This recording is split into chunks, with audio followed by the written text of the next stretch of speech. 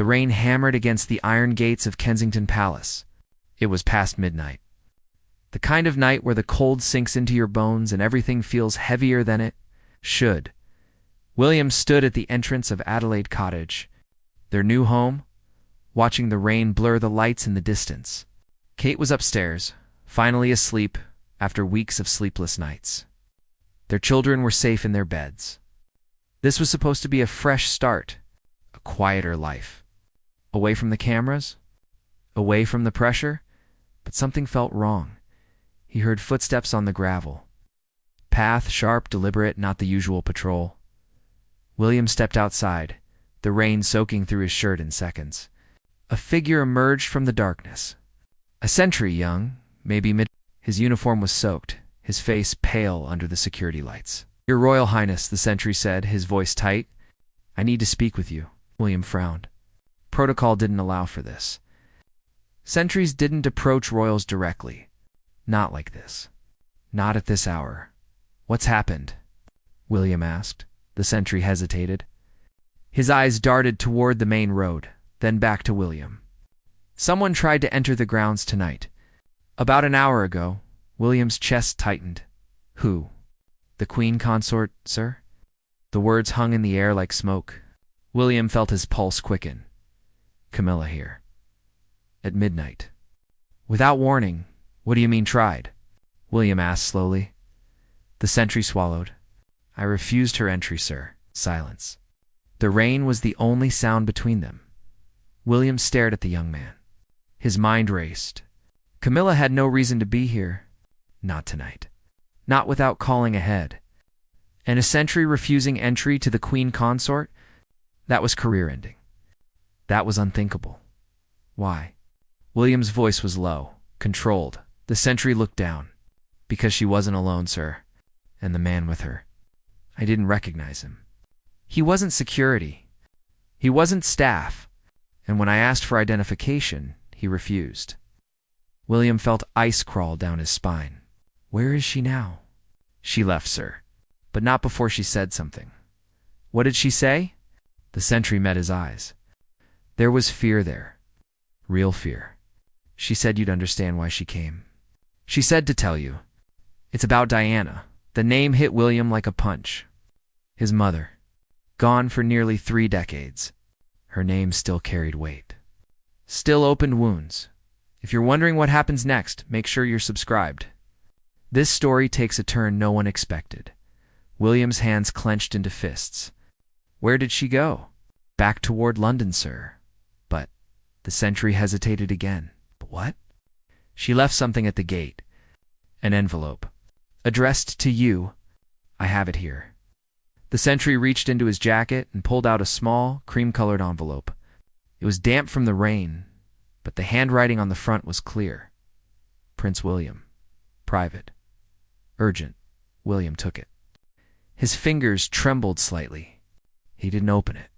"Not yet. Did anyone else see this?" he asked. "No, sir. Just me." William looked at the young sentry.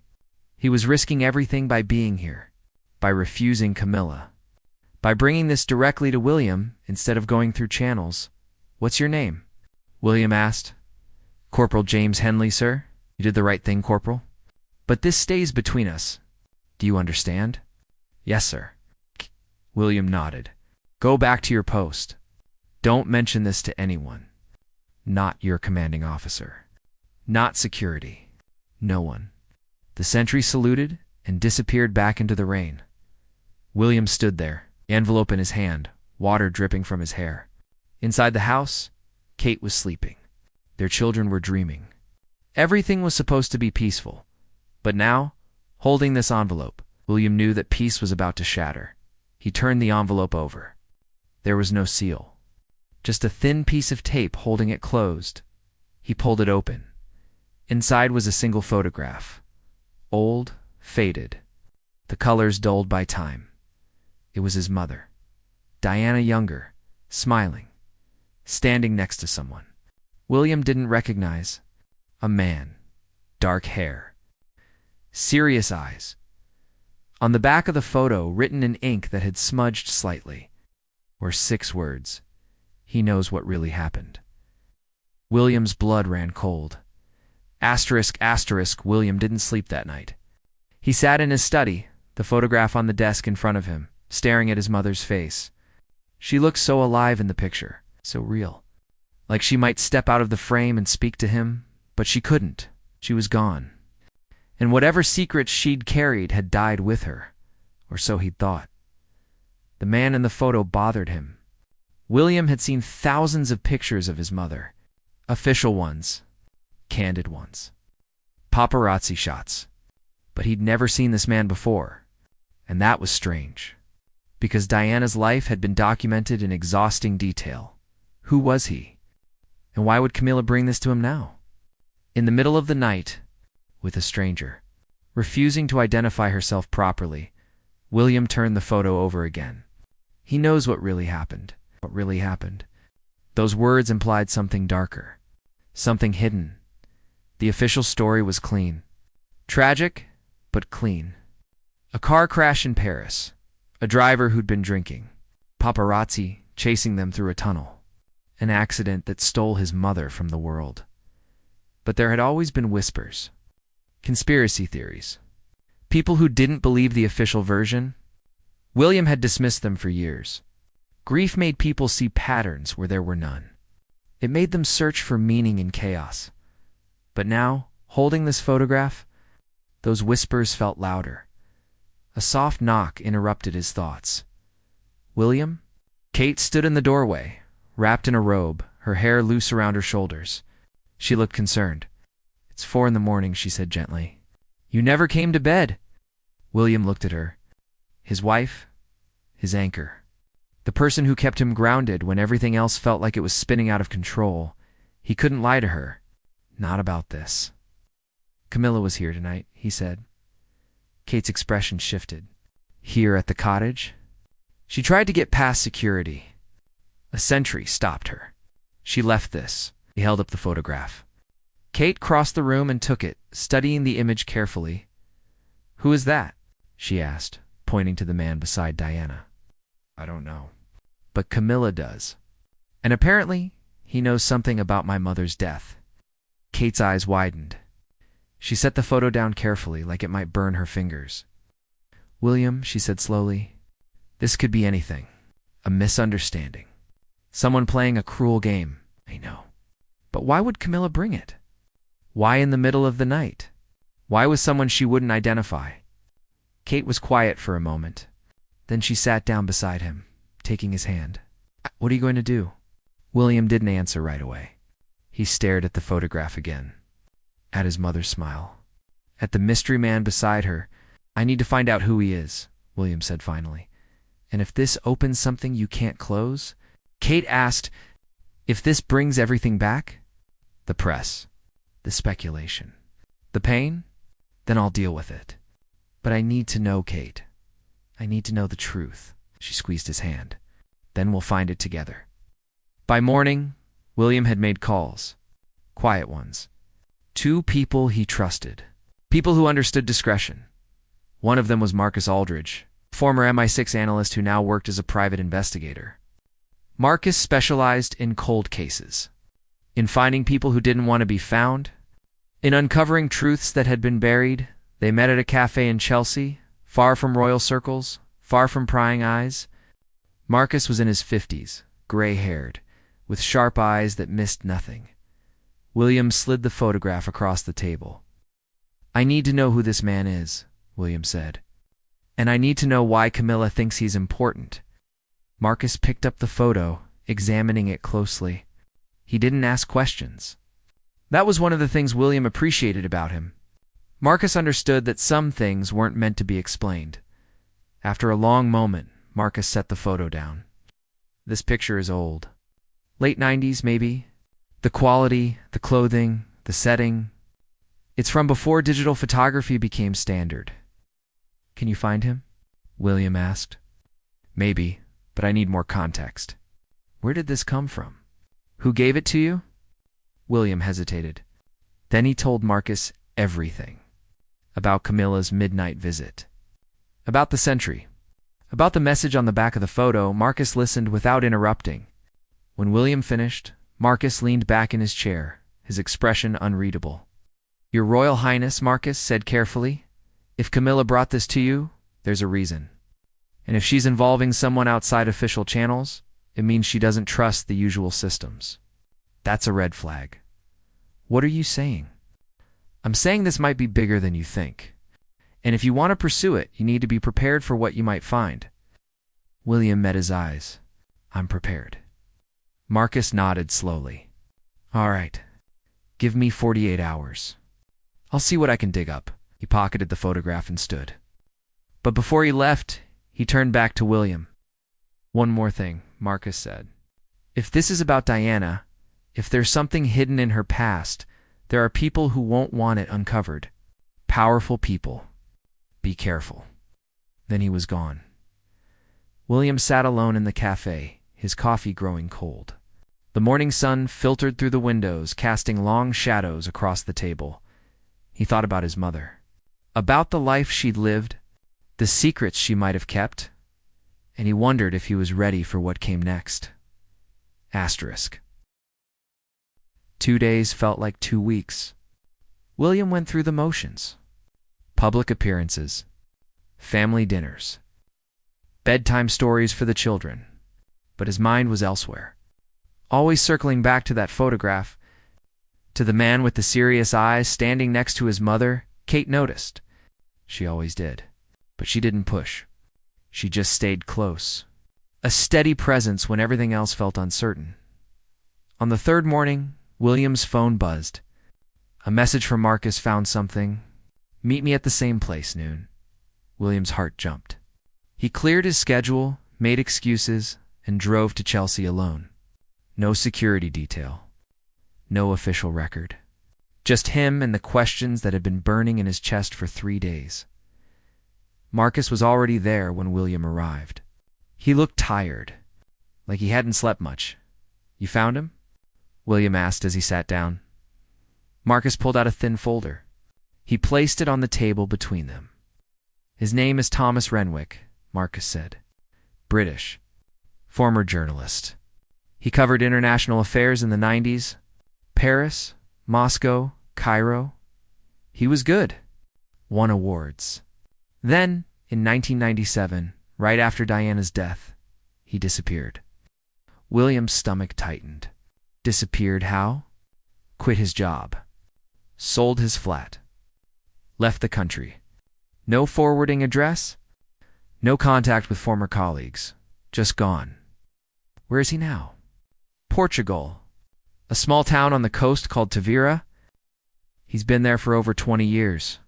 Keeps to himself. Runs a small bookshop. Uses a different name now. Thomas Ashford. William stared at the folder. His hands felt cold. What was his connection to my mother? Marcus hesitated. That hesitation told William everything.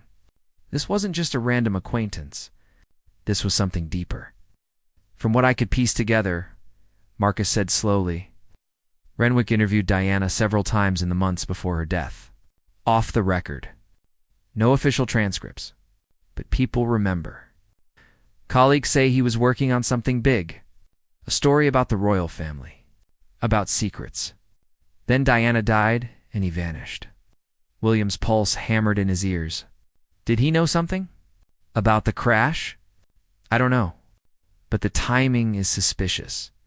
And if Camilla's involved, if she's pointing you toward him, then yes. He probably knows something. William looked out the window. People walked by on the street. Normal people, living normal lives, not carrying the weight of buried secrets and dead mothers and midnight visits. I need to talk to him, William said. Marcus frowned. That's risky. If anyone finds out you're pursuing this, it becomes a story, a scandal. The press will devour it. I don't care. Your Royal Highness, I don't care. William repeated, his voice harder now. If this man knows something about my mother, I need to hear it. I've spent my whole life with questions, with wondering. I'm done wondering. Marcus studied him for a long moment. Then he nodded. All right, but you can't go alone. And you can't go as Prince William. Too many eyes? Too many cameras? Then how? Marcus leaned forward. We make you disappear. Just for a day or two. Tell your staff you're taking a private trip. No details. No itinerary. I'll arrange transport. Fake identification. We fly to Portugal, talk to Renwick, and you're back before anyone notices. William considered it. The risk, the secrecy, the lies he'd have to tell. But then he thought about the photograph. About his mother's smile. About the words on the back. He knows what really happened. Set it up, William said. 3 days later, William stood in a small airport outside Lisbon. He wore jeans, a plain jacket, and sunglasses. His hair was hidden under a cap. Marcus had given him a passport under a false name. Michael Brennan. A businessman from London. No one looked twice at him. That was the strange thing about disguises. People saw what they expected to see. And no one expected a prince in faded jeans at a regional airport. They rented a car and drove east, toward the coast. The Portuguese countryside rolled past. Olive groves. Whitewashed houses. A sky so blue, it almost hurt to look at. William tried to stay calm. But his hands gripped the steering wheel too tightly. His jaw ached from clenching. What if Renwick refused to talk? What if this was all a mistake? What if the truth was worse than not knowing? Tavira was a small town. Narrow streets. Colorful buildings. A river cutting through the center. It felt like a place where you could disappear. Where you could leave the world behind. Marcus directed William to a quiet street near the old market. A small bookshop sat wedged between a cafe and a pottery shop. The sign above the door read Ashford's Books in faded letters.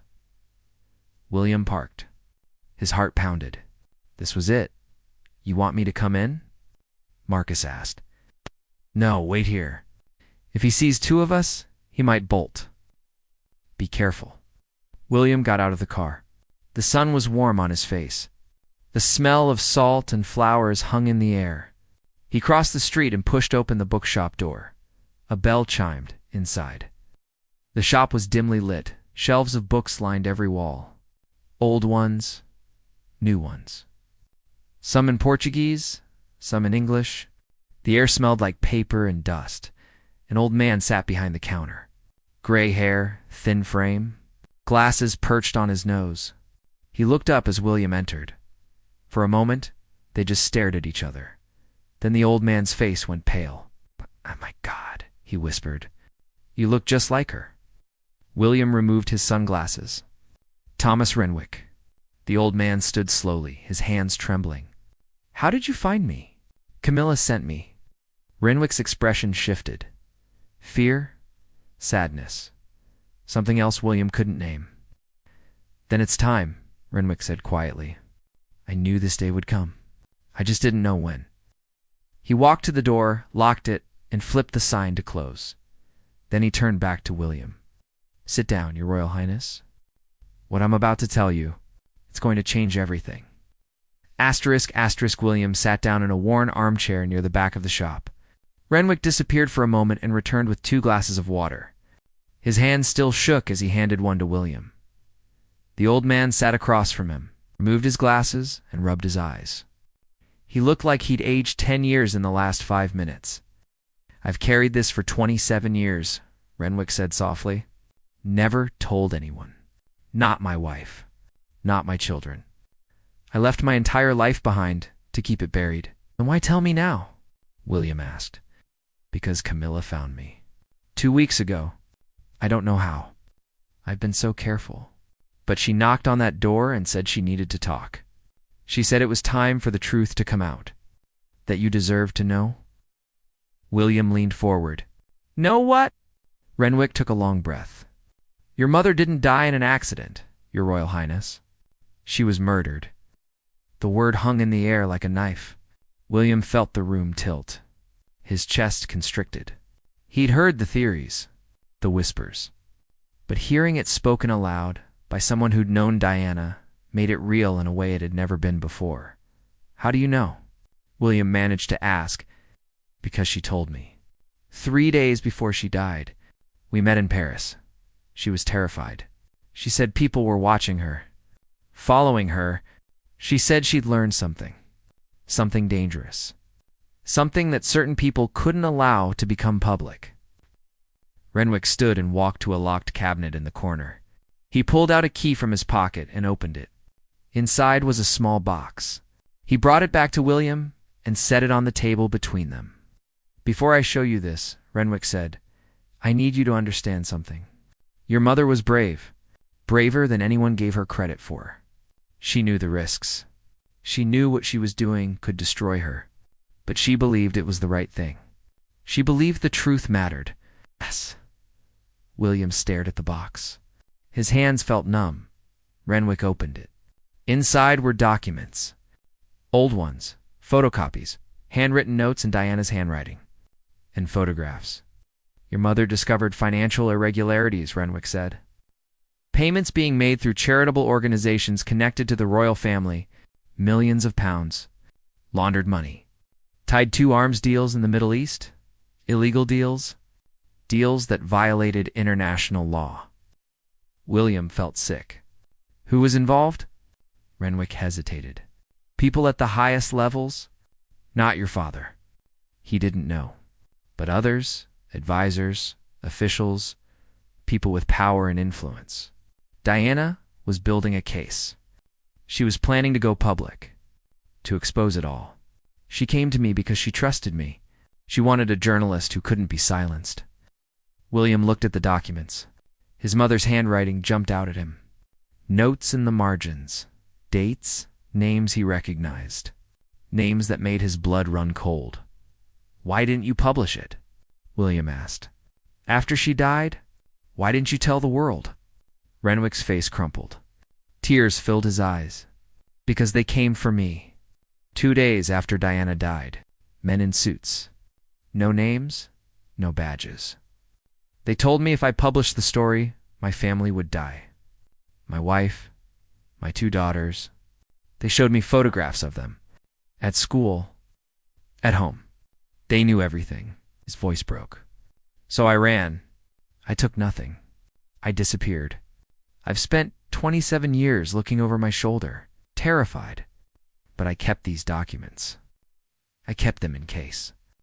In case someone came looking for the truth. Someone who could actually do something about it." William's hands trembled as he picked up one of the photographs. It showed Diana at a meeting with a man he didn't recognize. The date on the back was August 1997, days before her death. "The crash wasn't an accident," Renwick continued. "It was staged. The driver was compromised. The paparazzi were a cover. She was killed because she was about to expose something that would have brought down powerful people, changed the course of history." William couldn't breathe. The room felt too small. It's too hot. He wanted to scream, to rage, to tear the world apart, but he couldn't. Not yet.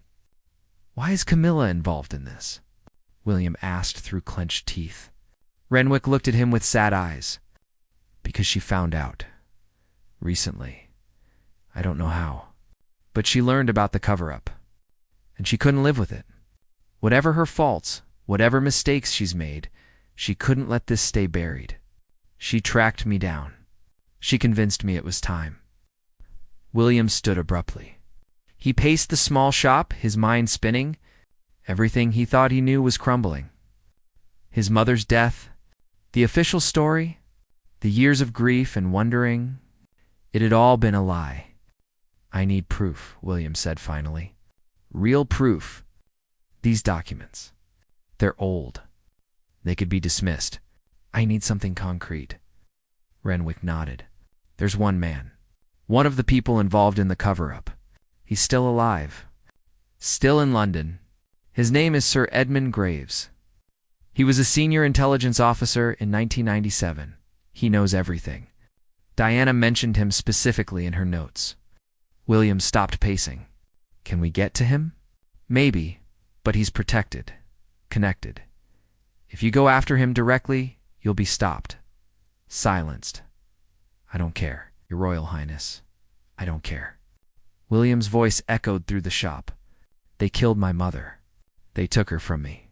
From Harry, from the world. and they've gotten away with it for almost 3 decades. I will not let them keep hiding. Renwick stood slowly. He looked at William with something like admiration, like recognition. "You're just like her," he said quietly. "She had that same fire."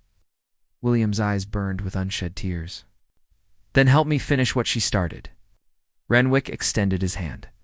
"I will, but you need to know. If you do this, if you expose this, your life will never be the same. The institution will turn on you. People you trust will betray you. You'll lose everything." William shook his hand firmly. "Then I'll lose it all. But I'll do it for her. For the truth." They spent the next hour going through the documents, planning, strategizing. William took photographs of everything with his phone, evidence proof. When he finally left the bookshop, the sun was setting. The sky was painted in shades of orange and red. Beautiful. But William barely noticed. Marcus was waiting in the car. He saw William's face and knew immediately. Something had changed. Something fundamental. "We're going back to London," William said as he got in. "And then we're going to war." Asterisk, asterisk, the flight back to London was silent. William stared out the window at the darkness below, his mind replaying everything Renwick had told him. The documents, the names, the conspiracy that had stolen his mother's life. He thought about Diana, about the woman she'd been. Strong, compassionate, willing to fight for what was right, even when it cost her everything. And it had cost her everything. When they landed, William went straight home. Kate was waiting. She took one look at his face and knew. "You found him," she said. "I found him. And Kate, everything we thought we knew is wrong." Sat together in the study. William told her everything. About Renwick. About the documents. About the cover-up. Kate listened without interrupting, her face growing paler with each revelation. When he finished, she was quiet for a long time. "What are you going to do?" she finally asked. "I'm going to expose it. All of it. William, they killed your mother to keep this quiet. What makes you think they won't come after you?" "Because I'm not alone. And because the world is different now. In 1997, they could control the narrative. They could silence journalists, make things disappear. But now, with social media, with the internet, they can't stop the truth from spreading." Kate took his hand. "I'm with you. Whatever happens, but we need to be smart about this. Strategic. You can't just go public with allegations. You need irrefutable proof." William nodded. "That's where Sir Edmund Graves comes in." Over the next week, William and Marcus worked in secret. They built a case, compiled evidence, cross-referenced Diana's notes with public records, financial documents. News reports from 1997, the pattern was undeniable. Money had flowed through charitable organizations. Arms deals had been made, and people connected to the royal establishment had profited. But they needed more. They needed someone on the inside to confirm it. Someone who'd been there. Sir Edmund Graves lived in a grand townhouse in Mayfair. He was in his 70s now, retired, respected, a knight of the realm. On the surface, he was the picture of British dignity. But William knew better. Marcus had arranged a meeting, not directly with Graves, but with someone who worked for him. A former assistant who'd grown a conscience over the years. Her name was Helen Carter. She'd agreed to help. They met in a park. Evening. Few people around. Helen was in her 50s, gray hair tied back, nervous eyes that darted around constantly. "I shouldn't be here," she said immediately. "If he finds out, he won't," Marcus assured her. "We've been careful." William stepped forward. Helen's eyes widened when she recognized him. "Your Royal Highness," she whispered. "Thank you for coming," William said gently. "I know this is difficult, but I need your help. I need to know the truth about what happened to my mother." Helen's eyes filled with tears. "I've wanted to tell someone for so long, but I was afraid. Sir Edmund, he's not a good man. He's dangerous. What do you know about Diana's death?" William asked. Helen took a shaky breath. "I was Sir Edmund's assistant in 1997. I saw things, heard things, classified documents crossing his desk. Phone calls in the middle of the night? He was involved in something. Something that required absolute secrecy. What kind of thing? Damage control. That's what he called it. After the princess died, he worked around the clock. Meetings with officials, intelligence officers, foreign contacts. He was making sure something stayed hidden. I didn't understand it at the time. But later, I realized. He was covering up the truth. William's hands clenched. Did he ever say anything specific? About how she died? About who was responsible? Helen nodded slowly. One night, about a month after the crash, he had too much to drink. I was working late. He came into the office and started talking. He said, "We did what had to be done. She was going to destroy everything. We had no choice. I pretended I didn't hear, but I never forgot." William felt rage building in his chest. Cold, focused. Would you testify to that? Publicly? Helen paled. If I do that, I'll be destroyed. My reputation, my career. Maybe worse. I understand, William said, but my mother died because she was trying to expose corruption. Because she believed in truth and justice. If we don't speak up now, if we let fear silence us, then she died for nothing. Tears streamed down Helen's face. She looked at William for a long moment. Then she nodded. I'll testify. Whatever it takes. Your mother deserves justice. William felt something shift inside him. Hope, determination. The pieces were falling into place. With Helen's testimony and Renwick's documents, they had enough to build a case. But William knew that going through official channels would be suicide. The system was designed to protect itself, to bury scandals. To silence dissent, he needed a different approach. That's when Kate suggested something unexpected. What if you didn't go to the authorities? She said one night. What if you went directly to the people? William frowned. What do you mean? A documentary. An interview. Something that can't be suppressed or controlled.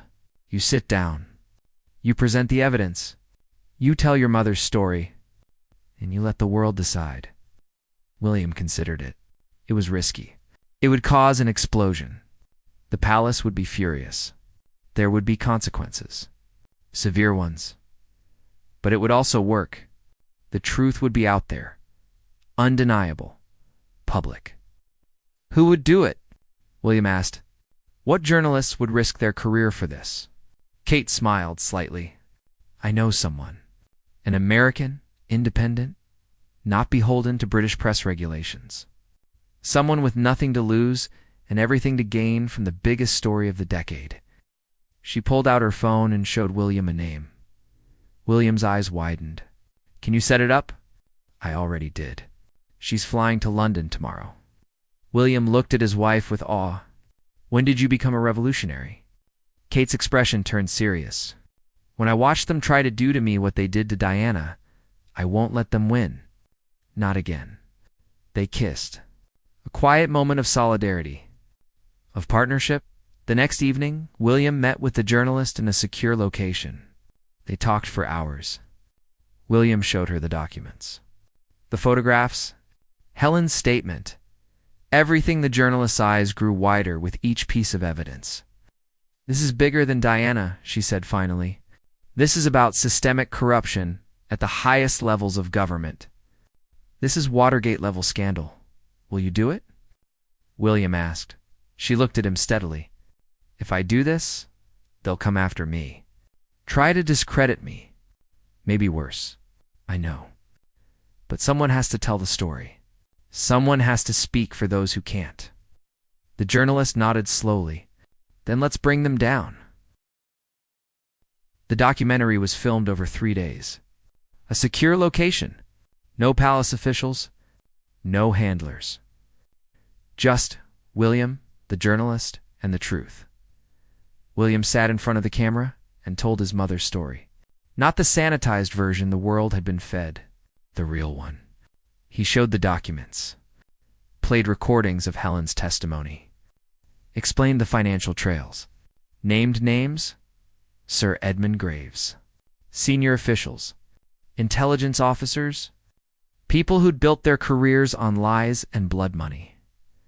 When the filming ended, William felt lighter. Like a weight he'd carried for decades had finally been lifted. But he also felt afraid. Because he knew what was coming, the documentary was scheduled to air in 1 week. 7 days for the world to prepare for the truth, but the palace found out in 3. William received a summons. An emergency meeting with the king, with senior advisors. With lawyers, he went alone. Kate had offered to come, but he'd refused. This was his fight. The meeting was brutal. Accusations, threats, legal action. They tried everything to stop him. To convince him to pull the documentary, to bury the story one more time. But William stood firm. "My mother died because she was trying to expose corruption," he said, his voice steady. "I will not dishonor her memory by covering it up again." The king looked at him with something like sadness. "You understand what this will do to the monarchy? To the institution?" "If the institution is built on lies and murder," William said coldly, "then it deserves to fall." Silence filled the room. Finally, one of the advisors spoke. "If you do this, you'll be removed from the line of succession, stripped of your titles, exiled from the family." William met his eyes. "Then exile me," he walked out. The door closed behind him with a finality that echoed through the halls. That night, William held Kate close. Their children slept peacefully upstairs, unaware that their lives were about to change forever. "Are you ready?" Kate asked softly. "No," William admitted, "but I'm doing it anyway." The documentary aired on a Tuesday night. Simultaneously in 15 countries, streaming platforms, news networks, social media, within an hour. It was the most watched program in history. The reaction was seismic, shock, outrage, disbelief, but also something else. Validation. People who'd suspected the truth for years suddenly had proof, evidence, confirmation. The hashtag justice for Diana trended worldwide. Protests erupted outside Buckingham Palace. Government officials were questioned. Sir Edmund Graves was arrested within 48 hours. The British establishment tried to contain it. Spin doctors worked overtime. Official denials were issued. But it was too late. The truth was out. In the weeks that followed, investigations were launched. Official ones, independent ones, international ones. The documents William had provided were authenticated. Helen Carter testified before Parliament. Other witnesses came forward. People who'd been afraid for decades suddenly found courage. The monarchy survived, but barely. Reforms were demanded. Accountability, transparency. The old guard was forced out. New faces took their place. William watched it all unfold from Adelaide Cottage. He'd been stripped of his HRH title, removed from official duties. But he didn't care. He'd done what his mother couldn't. He told the truth. One morning, several months after the documentary aired, there was a knock at the door. William opened it to find Corporal James Henley, the sentry who'd refused Camilla entry that rainy night, the young man who'd started everything. "You're Mr. William," James said, awkward without the title. "I wanted to thank you for everything. My commanding officer tried to have me discharged for refusing the Queen Consort. But after your documentary, after everything came out, they gave me a commendation instead." William smiled. "You did the right thing that night. You trusted your instincts? That takes courage." James nodded. "People are saying you're a hero, that you stood up to the most powerful people in the world." William shook his head. "I'm not a hero. I'm just a son who wanted to know the truth about his mother." "Still," James said, "what you did, it mattered. It changed things." After James left, William walked back inside. Kate was in the kitchen with the children. Normal life. Quieter than before, but real. That evening, William stood in his study. On his desk was a framed photograph. Diana young, smiling. Full of life, he picked it up and looked at her face. "I did it, ma'am," he whispered. "I told your story. the way you would have wanted. The truth. A breeze drifted through the open window, gentle, warm, like a soft touch on his shoulder. William closed his eyes. For the first time in his life, he felt at peace. His mother's death hadn't been in vain. The corruption she'd tried to expose was finally being dismantled. The people responsible were facing justice, and her legacy. Her real legacy wasn't just as a princess or a fashion icon or a humanitarian. It was as a woman who'd fought for truth, who'd refused to stay silent, who'd believed that some things were worth dying for. William set the photograph back down. Then he walked to the kitchen, where his family was laughing. Where life was messy and beautiful and real, he'd lost his titles, his position, his place in the line of succession, but he'd gained something far more valuable. He'd gained the truth, and with it, the freedom to live honestly. To honor his mother's memory not with silence, but with courage. Outside, the rain began to fall. Soft at first, then harder. William stood at the window and watched it come down, washing everything clean. And somewhere in a small bookshop in Portugal, Thomas Renwick read the news and smiled. After 27 years of hiding, of fear, of carrying secrets that weighed like stones, he could finally breathe. The truth was out. Diana's truth, and nothing would ever be the same again. In London, in living rooms, in pubs and coffee shops, people talked. They debated. They demanded change. And slowly, painfully, the old institutions began to crack.